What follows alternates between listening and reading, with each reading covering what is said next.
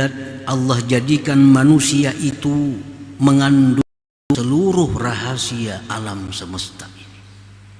Jadi pada diri manusia itu mengandung rahasia alam semesta.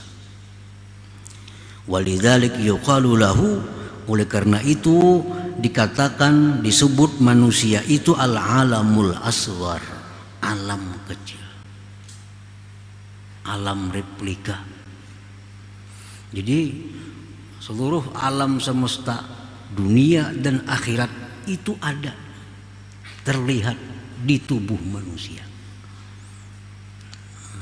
Ya, replikanya alam nih ya manusia. Biasa kalau orang mau ulah gedung atau mau ulah suatu kota, diulah replikanya di atas meja. Nah, ini gedung bertingkat, ini ada sungainya, ini ada kolam renangnya, ini ada tamannya. Nah, biasa itu diulah replikanya. Nah, manusia inilah replika alam semesta ini. Disebut alamul asghar. Qad azzamallahu subhanahu hadzal insan, sungguh membesarkan, mengagungkan Allah akan ini manusia. Wa ja'alahu nuskhatal akwan, Allah jadikan manusia ini merupakan naskah salinan dari alam semesta. Ijtama'a fihi ma lam yajtami fi ghairihi, terhimpun pada manusia sesuatu yang tidak terhimpun pada selain manusia. Fihi mulkun wa malakut, pada manusia itu ada alam mulki dan ada alam malakut. Di dalam manusia itu ada dua alam, ada alam mulki dan alam malakut. Minhum man ghalabat basyariyatuhum ala ruhaniyatihim, sebagian manusia itu ada yang mana kemanusiaannya itu, alam mulkinya itu mengalahkan rohaniyahnya. Ada manusia yang mana sifat kemanusiaannya itu, jisimnya itu mengalahkan rohani, sehingga yang dipikirkannya hanya urusan jasmani. Kadang memikirkan, kadang merenungkan tentang rohani. Pagi, sore, malam, selalu yang dipikirkannya tentang jasmani. Nah, ulaika kal an'am bal hum adhal, itu seperti binatang, bahkan lebih sesat daripada binatang. Orang-orang yang pemikirannya, angan-angannya, kepentingannya hanya urusan jasmani. Kayak apa makan nyaman, kayak apa guring nyaman, kayak apa berpakaian nyaman, kayak apa minum nyaman, kayak apa hidup nyaman, itu yang dipikirkan. Ini seperti binatang, balhum adhal, bahkan lebih sesat dari binatang. Wa minhum man ghalabat ruhaniyatuhum basyariyatahum, ada sebagian manusia yang mana ruhaninya mengalahkan basyariyahnya. Ini kadang mementingkan makan, kadang mementingkan minum, kadang mementingkan kawin, kadang mementingkan segala-galanya. Yang dia pentingkan adalah keselamatan rohaninya. Bagaimana rohnya ini supaya selalu berhubungan dengan Allah, bagaimana supaya selalu berzikir kepada Allah, bagaimana supaya diridhai oleh Allah, bagaimana supaya disayangi oleh Allah. Nah, pemikirannya tak arah ke sana, tanpa menghiraukan jasmani. Kalaupun memikirkan jasmani, hanya untuk kepentingan rohani. Kalaupun memikirkan makan, hanya untuk supaya kuat beribadah. Memikirkan guring supaya istirahat, bisa nyaman beribadah. Nah, ini orang ini ada yang pemikirannya keinginan selalu rohani. Ulaika afdal wa a'la minal malaikah, itu lebih afdal, lebih tinggi daripada malaikat. Nah, para muhibbin rahimakum, jadi itulah manusia ini di tengah-tengah. Kadang-kadang dia lebih hina dari binatang, kadang-kadang lebih mulia dari malaikat. Di waktu kita beribadah kepada Allah, hati kita beribadah, zahir kita beribadah, pemikiran kita ibadah, di situ kita lebih mulia dari malaikat. Tapi di waktu kita memikirkan makan, minum, melupakan ibadah, lebih hina dari binatang. Balhum adhal.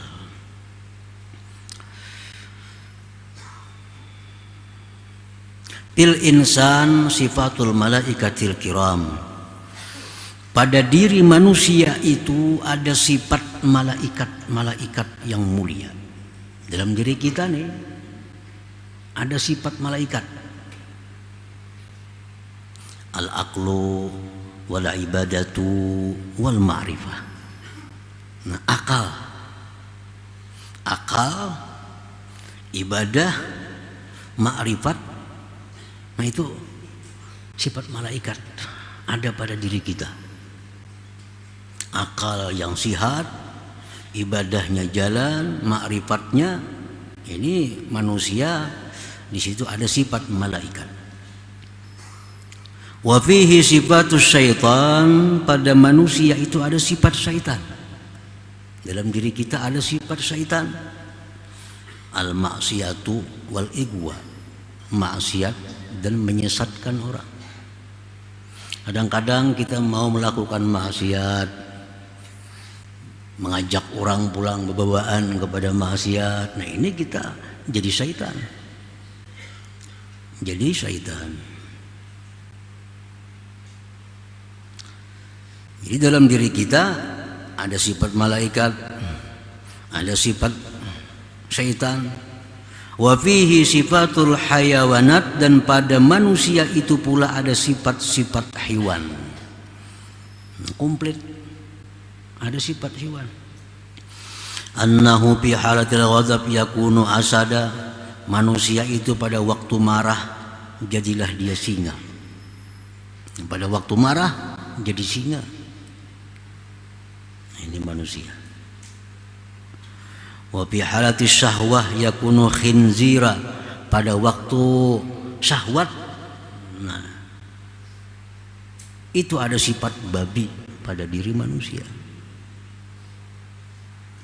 Wa fi halatil hirsi, pada waktu kita tamak, yakunu qalba, jadilah dia anjing.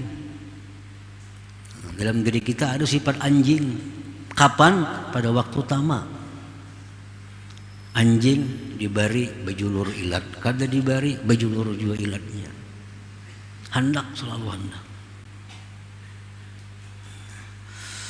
Wa fihi sifatun nabat wal asjar, pada diri manusia itu pula ada sifat tumbuh-tumbuhan, sifat pepohonan. Annahu bi mabda'ihi tariyun wa bi akhirihi yabisun. Manusia itu pada permulaannya segar. Segar. Artinya batang tubuhnya, kulitnya segar. Tapi kena akhirnya kering. Sudah tua, manusia berumur sudah 60, 70, apalagi 80, sudah karipot kayak pohon yang sudah tua. Nah, jadi macam pohon ya juga kita ini. Waktunya halus, pohon itu masih halus, semakin gana, segar, bagus dilihat. Wa fihi sifatus sama, pada manusia itu ada sifat langit. Annahu mahallul asrar wal anwar, manusia itu merupakan tempatnya rahasia-rahasia dan cahaya-cahaya. Manusia ini bisa menjadi cahaya, memberikan petunjuk kepada orang lain. Dalam diri manusia itu ada rahasia-rahasia yang hanya diketahui oleh dirinya. Nah, seperti langit. Langit itu semua rahasia, kita kada tahu apa isi langit. Dan di langit itu ada cahaya-cahaya, bintang, bulan, matahari. Wa fihi sifatul ardi, pada manusia itu ada pula sifat bumi. Annahu mahallun linabatil akhlaq wattiba, bahwa manusia itu tempat tumbuhnya akhlak dan tabiat. Akhlak tabiat manusia ada yang lembut, ada yang berduri, kasar, beparak sakit. Nah, macam pohon. Ada pohon tuh yang bagus, lembut, dilihat nyaman, dipegang nyaman. Ada pohon yang berduri. Nah, akhlak manusia pun demikian. Wa fihi sifatul arsi, pada diri manusia itu ada sifat aras. Anna qalbahu mahallut tajalli, bahwa hatinya manusia itu tempat tajalli Tuhan. Sebagaimana aras itu adalah merupakan singgasana Allah Subhanahu wa ta'ala.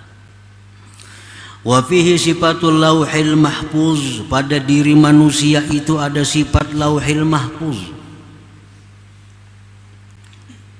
Annahu, bahwa manusia itu khazainul ilm, manusia perbendaharaan ilmu. Nah, di lauhil mahfuz itu segala apapun ada, dijelaskan. Nah, sebagaimana manusia pun demikian. Kita bisa bertanya apa ini, dijelaskan oleh manusia.